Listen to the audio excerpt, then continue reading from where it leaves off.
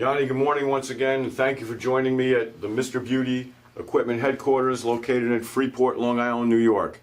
Yanni, take a look at Mom and Pop. 1965, the International Beauty Show. This is where the company started.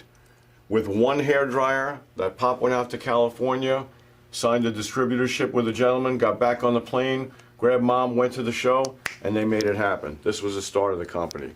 Before we get started on today's topic, and we have a really hot topic today, I just want to show you something that somebody found in one of the archives. Here's me and Pop and a gentleman named Stuart Smith in 1972. Wow, feels like yesterday. Haha, yeah. I wish this wasn't here with the gray, but let's go on to our topic of today. Please join me. Have a chair. Okay. In all fairness and all seriousness, I've probably worked with people in my 37 years in the industry. I would estimate I've probably sold over $50 million worth of salon equipment. I'm not bragging, I'm just stating a fact. My company's been around for a very long time, and so has my family. And I've heard successful salon stories, I've heard disasters, I've heard the good and the bad and some of the ugly. And I'd like to share with you a few pros, cons, bullets, pointers, and different things that might help you get less aggravated, get your salon open quicker, save you a little money, and definitely save you some time. And time is money, as we are in business today. Today's subject and video is how to properly prepare to open a hair salon / barber shop, because they're finally located together sometimes. All right. We're going to talk about your lease. Now, you found a store, you found a space, and you love it. You took your mom there, your family, and everybody's all excited, and the landlord's going to give you this on paper and stuff. Stop. Time out. You should have a qualified attorney who can give you some good pointers that the lease is good, it's fair, and he okays you to sign it. Please don't sign it on your own. The second thing goes, we suggest that you ask for setup time. It's going to take, according to where you are, what city, what state, what locality, according to permit times, lead times, the building department's backup. You might have to file with an architect. You're definitely going to need a salon space planner / designer to help you lay this out. But for instance, you might need 3 months free from the landlord.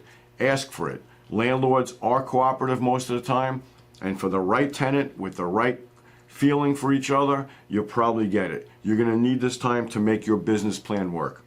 You're also going to need to find an accountant. Try and find an accountant that has some salon experience, that's done some of your friends or your family salons, or somebody you found on BehindTheChair.com or one of these websites. But find somebody with some salon experience so they could guide you as to proper deductions, proper write-offs, business expenses, help you come up with a business plan, and most of all, help you secure and figure out where you're getting the money to pay for this. You don't want to sign a lease and then scramble and realize your credit wasn't as good as you thought, or something happened and the bank won't lend you this or lend you that. You want to make sure you have enough money to get the project off the ground, to pay your rent and your security and your electric. You know, there's a lot of things involved here. All right, so that's very important. Lately, I've been hearing from people in different parts of the country that some towns are coming up with very strict water usage permits. Please go to the town before you sign that lease. Find out about the village you're in, the town you're in, the municipality. Give them the address, give them the zip code. Get it in writing that they will give you permission to open a salon there with the water usage. With the sewer usage, you have to figure out how the dirty water is going to go away. Also, will the town permit a salon / barbershop to be open there? Are the parking variances okay? Are there any obstructions, any of this, school zone? You want to know everything from these people before you sign that lease. It's a horrible situation to be in when you sign that lease and you find out a month later, after you've already started construction, after you've already paid an architect or a builder and people to start working, that the village comes in and says, hey, you can't open a salon here, we're very sorry. You don't want to be in that situation. Once you get all of these things going, you're going to have to work with a salon designer or an architect, or probably both, to come up with your layout, to figure out your space plan, to make blueprints, and the blueprints are going to be documented and handed to the town. You might have to get an architect. It might have to get stamped. People have to file for permits. Use licensed people. You're going to get inspected by the state, and please make sure you follow all the codes, because if you don't, let's talk about time and money. You're going to have to spend your money again and replace it, and you're not going to get open on time. They're going to shut you down. So that's very important. Once that's all done and that's all analyzed, hopefully you've ordered your furniture and things are getting progressive good there, and you'll go from there.